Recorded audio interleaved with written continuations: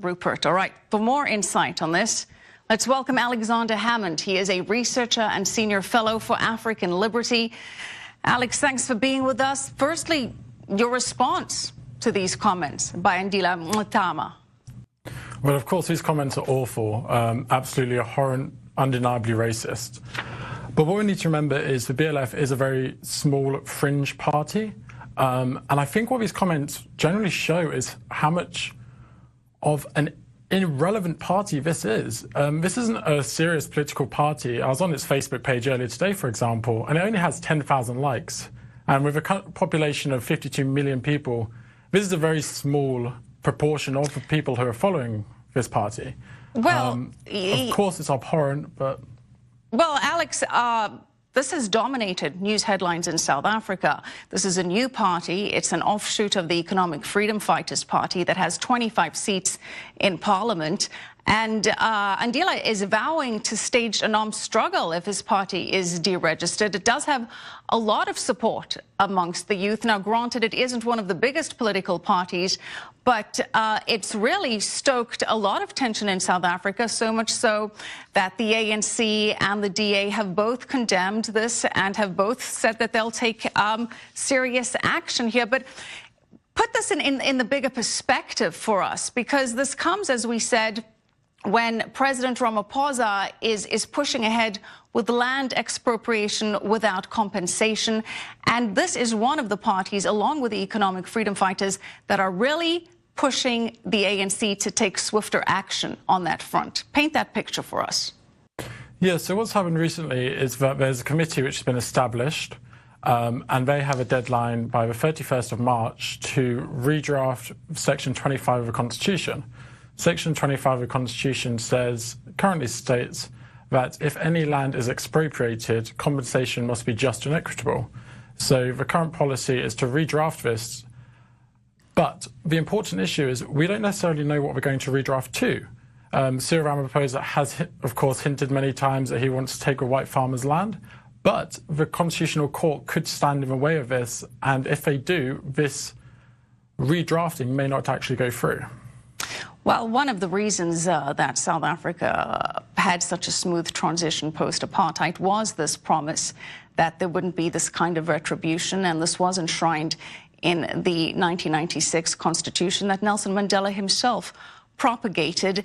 And Cyril Ramaphosa is facing some pushback internally and externally, and he's trying to make the case that the land expropriation in South Africa, it's not going to be the same situation as it was in Zimbabwe, where farmers were forcibly evicted from their land, and then the country once known as the breadbasket of Africa collapsed into total economic ruin. Is there any way to have this kind of process that wouldn't result in that end? I think history tells a very poor tale of countries who try and attempt land expropriation without compensation and avoid the consequences. Whether it be Cambodia in the 1930s, whether it be China in the 1950s and 60s, Ukraine in the 1930s, Cambodia in the 1970s, or even Venezuela in 2001 when it began. At the time, Venezuela was the richest country in Latin America. It was at one point the fourth richest country in the world. They believed that they could escape the consequences of land expropriation without compensation. And of course, they didn't, as we all know today. In Zimbabwe, what followed land expropriation without compensation was their economy went into ruin. All the investment fled. Hyperinflation went absolutely through the roof. In July of 2008, daily inflation was 98%, meaning prices doubled every single day. South Africa has been warned by its South African Banking Association, the South African Reserve Bank, by the way, which are state-owned enterprises, that the consequences will be catastrophic. Even the World Bank has warned that since the property rights issue has come into the news story and property rights have been weakened, that capital is already beginning to flood. Since 2016, for example, land prices have fallen by 40%. The idea that they can escape the consequences, and to quote Cyril Ramaphosa, become a Garden of Eden, is absurd. Right, but, you know, the argument, Alex, is made that it's now more than 20 years after the end of apartheid, and around 70% of agricultural land is still owned by white farmers. And that there is still tremendous poverty that needs to be addressed. How does this get addressed? What is your response to that? Yeah, so I agree with you that for poverty, which is still occurring in South Africa, it's absolutely awful. But it's not obvious to me that giving an unemployed person a plot of land is a way to escape this poverty. According to a recent poll from the Institute of Race Relations in South Africa, of the black respondents, only 1% said that land reform was the main issue.